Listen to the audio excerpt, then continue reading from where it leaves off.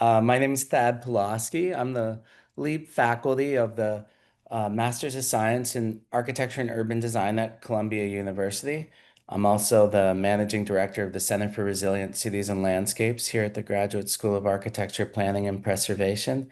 And I'm really thrilled to be with you this morning to talk about our one-year degree in urban design and tell you a little bit about the curriculum. I'm joined with my favorite colleague. Noah, do you want to introduce yourself? Sure, and I apologize for my sort of half there voice, but my name is Noah Chasen. I'm the assistant director of the urban design program. I'm also a professor in the program, and I also teach in the Institute for the Study of Human Rights. And welcome, and we're excited to share our program with you. Yeah, so I have some slides that give you a brief overview of the program and show you some of the work and the experiences that are involved in the one-year program. But feel free to make this conversational. That would be better for us if you just ask questions along the way. We'll save time at the end for questions as well. But if I see a hand raised or just hear anybody speak up for any clarification, that's great. And then, That yeah, maybe at the end, we could also save some time to hear from each of you about how this program may or may not fit your needs. And yeah. Thad, do you want to have them put questions in the chat, or would you prefer for them to ask them? Oh, yeah. I think the chat will work too. I think it'll pop up in this Yeah, new Zoom I can world. monitor that while you're talking. Okay. That's great. All Cool. right. Yeah. So we we are managing the best urban design program in the world right now, I believe. It's grown to be this over many years, over great leadership. Because we're in New York City in part, which is a laboratory for experimentation in public policy and in design ideas about transformation of the urban landscape.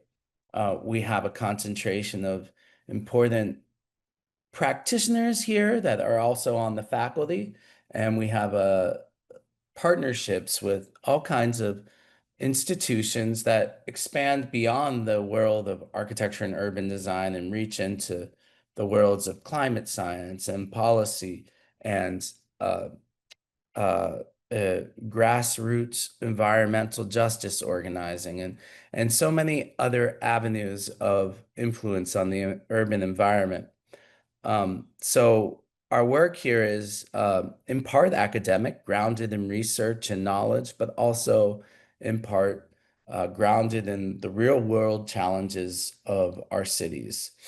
And so we have this is and I just, on that note, we have a new urban design and climate school degree. We have a new climate school at Columbia. It's the first new school since the School of Public Health in the 1980s. And it's recognizing that the climate crisis, the global climate crisis, is a challenge that humanity hasn't developed all the disciplinary equipment to manage.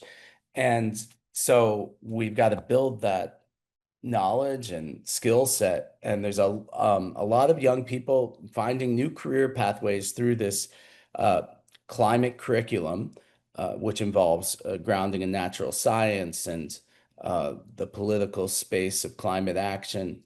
And then it's very exciting that they can bring that then to the urban design program and realize how those ideas about climate change adaptation and mitigation can find real world solutions in the built environment. So this is a very exciting new program.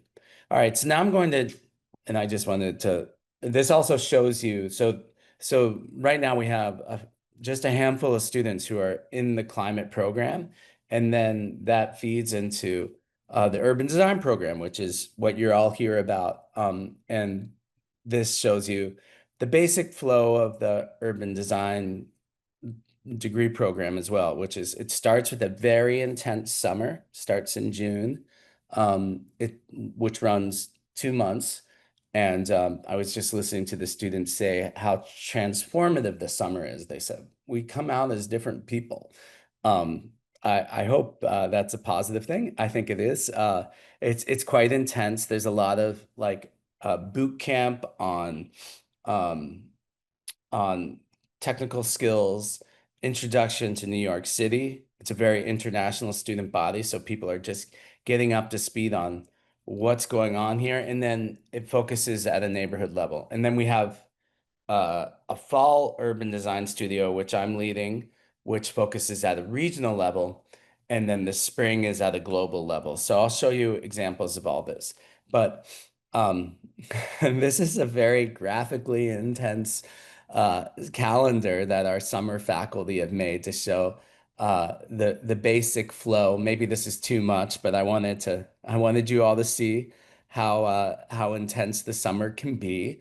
And there's but fun, and there's the core curriculum of the studio, which the curriculum is built around these 9 credit studio courses. But then in addition to that is this D-Tech, which is like an introduction to all of these softwares, QGIS, Rhino, etc. And that's important because we are this program, which is a STEM designated program, which is important, also is now open to students who are not coming with an architecture or landscape architecture degree. So people who are coming with like a fine arts degree or a literature degree or a computer engineering degree can still join us, and then, have this software boot camp and visualization boot camp that helps them get up to speed with the other students. And then Noah has been teaching this urban design history and theory class, which, do you want to describe it? Sure. Yeah, this is really the only required history theory class in the program, and it happens in the first semester in the summer. So you can see it as sort of towards the bottom of the screen, urban design, history, and theory. And it's really intended to be a, uh, a kind of leveling mechanism to get everybody on the same page. So as Thad was just talking about, people are coming in with a lot of different backgrounds.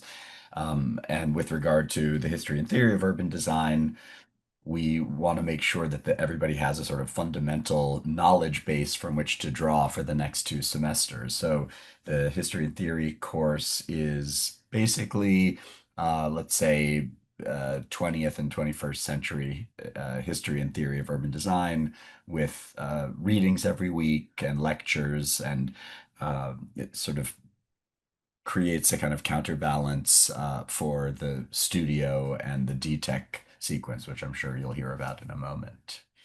Yeah. Yeah, and I love your, reading packet. No, it's like amazing, from Patrick Geddes to Jane Jacobs and up to contemporary readings. It's really fantastic. So it gives a great grounding for the students. And then Justin Davidson leads this Reading New York Urbanism class, which takes students out to all of these amazing places around the city to learn about urban design on the ground. And this is a typical week in the summer, just to show you. It's intense. We fill up your days, and also build a studio culture. And some of you might be familiar with studio culture from where you're coming from, but our studio culture is intensely collaborative. We have everyone work in groups. We really emphasize the soft skills of working collaboratively in teams, something that I feel like I spend a lot of my teaching time on is just like how we communicate, how we listen to each other, how how we build the muscles that we need to really like work together to solve challenging problems, which is the essential thing about urban design, is this ability to collaborate.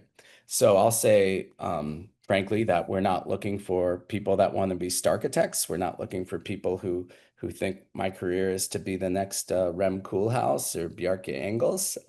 You might do that. That's great. But we're looking for people who are like all about teamwork, all about working across disciplines, all about solving the major challenges of our time.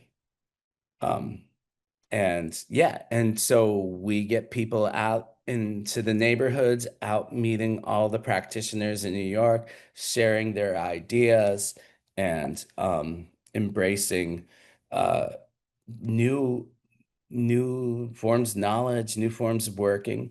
And this is a little sample of some of the summer work.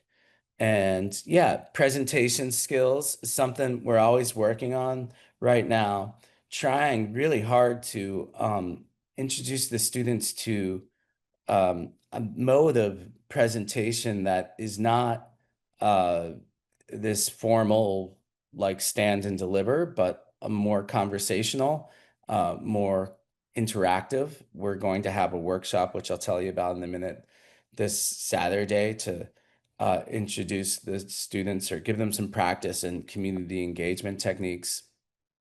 So this is the studio that I'm leading now. We're calling it the Bite Studio. That's a map on the right, rotated 70 degrees from north of Long Island in New Jersey, coastal Long Island in New Jersey. And what we're studying in this studio is basically how did the coastal urban development patterns of our region come to be through investments in infrastructure in the mid 20th century, highways that led to suburban development, and how that displaced, in many cases, an underlying ecology of salt marshes and pine barrens, and how that landscape is threatened today by rising sea level, and the people who live there are facing greater housing insecurity because of rising housing costs, exacerbated by the climate crisis. And what we as urban designers can do to think about new development patterns that will give people safe, resilient places to live and manage the loss from climate change. So here's a little sample of this is our faculty right now. That's me. I guess I'll tell you a little bit about my background while you're looking at my picture there. I'm a urban designer. I've always been an urban designer in my career, which is a little different. You know, some people start in architecture and then end up in a policy space, but I studied architecture. I got a master's in architecture and a certificate in urban design from Penn. And then I came to work in New York City at the Office of Emergency Management. So I went into the public sector and worked on climate, or I worked on the New York City's coastal storm plan. I worked on mapping infrastructure uh, to protect critical infrastructure from multiple hazards, particularly terrorism after September 11th. And then I worked in the Department of City Planning in the Urban Design Division here in New York for 10 years. Um, and then when the city had this terrible hurricane in 13 years ago, Hurricane Sandy, which displaced 20,000 people. I worked in the mayor's office rebuilding houses. We rebuilt 5,000 houses in the coastal areas of New York City. And that was a good experience to launch me into uh, an academic career because there were so many lessons learned. And that, like, sometimes, you know, these big challenges set you on a different trajectory. And after that, I started the Center for Resilient Cities and Landscapes, and I was lucky to do that with the greatest landscape architect in the world, Kate Orff, who is the director of this program, who's on sabbatical right now. And Kate runs this firm called Scape. And so, yeah, so Kate and I are co-directors of this center, which we formed with money from the Rockefeller Foundation to help communities adapt to climate change, especially like frontline communities in under-resourced areas. So that's my story. But the other faculty here are Bria Miller, who graduated last year. She's a young architect who also has a degree from Howard University. Bria was like kind of one of probably our star student from last year. She was excellent. She won this great Goodwin Prize to study abolitionist geography in the American South. It's an amazing project. And so she's been, like an amazing addition to the faculty team. We like to have faculty that have different backgrounds for sure, like different experiences. Also, it's good to mix up like different experience levels too, because our students are coming from lots of different like of um levels of experience, and so they might relate to different faculty in different ways. So Bree has been amazing. Candelaria, also on the younger side, she graduated from the program 5 years ago, now works at, or 6 years ago, now works at Resilient Cities Catalyst. She's a architect from Argentina, and she's just great with the kind of bringing and she worked at Gell for a while, which is like this great urban design firm from Denmark, and that focuses on public life. So Candelarias brings that Gell perspective. Also, this, yeah, she's a great design focused person. And that is Frank Rushala on the right, who is the director of zoning for city planning. And it's always good to have a major nerd who's super into zoning as part of an urban design conversation, because zoning is often the ways that design ideas are translated into policy. And so Frank has the zoning amulet, which allows him to write New York City's 1,400-page zoning code. And then Nadine Male is like a housing activist, has worked a lot on homelessness. Julia Murphy is the managing director of Skidmore, Owings and Merrill in New York, which is the most corporate architecture firm. So that's like a great contrast. Julia and I are very good friends, but I work on environmental justice and she works on Fortune 500 company headquarters. So these like contrasts are very helpful in the studio to have these different perspectives. And Chris Kroner is a great urban designer from Mass Design Group in Poughkeepsie. So that was just like an over that's the fall faculty right now, but then like the spring faculty is a whole other awesome group of like very diverse individuals, and it's fun. And these are the issues we're dealing with. Land loss, like 80, according to the Regional Plan Association, 82,000 houses are going to be lost in the next 20 years to sea level rise in our region. That's kind of shocking. And we already have this massive housing deficit um, of about 1 million houses short of like what would provide housing security to the current population.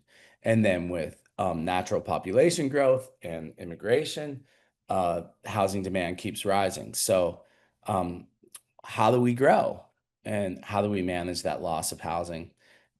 This is watercolor I made to start to understand the New York, New Jersey bight, this geographical region that's formed by the coastline, which, it kind of does this like New Jersey and Long Island, which creates a funnel. So it's not just the sea level rise, it's also the fact that coastal storms, hurricanes are getting more and more prevalent in the North Atlantic and are more devastating to communities. So it's really important to understand the underlying like uh, vulnerabilities of both the landscape and the infrastructure and the housing patterns. And to do that, we do a lot of reading to understand like the history of this place, John McPhee and Robert Caro, but then also the new trends that people are observing, like of climate migration and ideas about growth, um, such as the abundance theory from Ezra Klein. So we try to stay very current, some of our learning objectives. Our weekly rhythm in the fall gets a little bit more chill than the summer. We meet all the time, but we're also trying to push students out into the world to experience the great things around New York City. And this is like the flow of the semester is research into, right now we're working on scenarios to set up this workshop. And then the second half of the semester will be developing urban design projects for these areas on Long Island and in coastal New Jersey. And then this Saturday, we're going to have this big workshop to have the students design and execute uh, public engagement activities. So some of them are games, some of them are like scenario planning, some of them are just discussions about how coastal communities will transform over the next 50 years. In parallel to this, we have great seminars led by eminent practitioners, usually, and scholars. Um, Deborah Morris is leading a beautiful oh, no, you want to jump in with yeah. For some reason, my thing keeps on suggesting that I'm raising my hand, but I don't know Oh, why. It's some glitch. Sorry. oh yeah. No, you know what it is? If you put your hand up like this. But I didn't. Oh, weird. I don't All know right. what's going on. All right. Well, just jump Sorry. in anytime you want. I'll be done soon. I put in too many slides. I want to hear from the prospective students in a minute, but I'll just tell you briefly about the seminars and then the spring. Yeah, so we try to make seminars that are sort of a good complement to studio, but also exploring the major issues that urban designers are talking about right now. So, like, how do we redesign streets for the climate crisis with Kayaku? Deborah Morris, who worked in city government as well and has a lot of experience with housing policy, which is this vast territory of knowledge that is really critical for urban design practice. She's teaching, of course, on the climate crisis as well. And then Justin Moore, who leads this really important initiative to rethink how history is captured in monuments, and especially underrepresented history in monuments. It leads a course called Design, Difference in Design, in partnership with different HBCUs, historically Black colleges and universities. I think he does it online with the university or with Tuskegee, uh, which is awesome. And then David Smiley is a longtime teacher who helps to understand like the historical currents of urban design and how they came to this point. And then in the spring, we switch gears and go global and try to address usually the climate crisis, but the intersecting issues of um, vast income disparity, especially between the global north and the global south, and neo-colonial economic systems that maintain those power relationships, and also other kinds of ecological crises of biodiversity loss, and also extractionism writ large, how capitalism exploits people and landscapes and different environments. And all of this is like quite real and present for careers in urban design today, which, urban design has often been about how the powerful exert control over nature and communities. And we can re-engineer that paradigm to make repairs. And to do that, we have to learn about places and people and develop our skills of collaboration and research and using design as a way to create different centers of power and to imagine better futures. And we do that in partnership with a lot of different groups. So this was the faculty team from 2 years ago. Last year it was a little mix up. It changes, the roster changes, but it's been led by Kate for years. This year it's going to be led by the amazing Mexican architect Inaki Escaveri, who is done this amazing eco park in Mexico City, and we're really glad to have Inaki as a visiting professor. Um, and then Joanna Lavecchio is the director of programs at the Climate School, and she leads a parallel studio with the Climate School students. And Geeta Mehta, who has been teaching in this program um, as long as Noah, I think, right? Yeah. Geeta is an amazing architect and urban designer who runs this nonprofit called Asia Initiatives that invests in social capital all over Asia through this amazing system called social capital credits, where people get get points for get capital for doing good deeds in their communities. And so she brings this amazing perspective of like how grassroots communities can take agency over their own policies. And yeah, we're dealing with like the climate crisis. What's how we're building things today is contributing to this climate crisis and putting communities at real risk of loss and damage. And understanding as we do, like the underlying geology and ecology and culture of these places. These are drawings, research drawings that the students make to better understand um, all of this information. And then we pay attention to the politics of the place. This is Mia Mottley, the Prime Minister of Barbados, who's done an amazing job alerting the world to the climate crisis that small island nations are facing.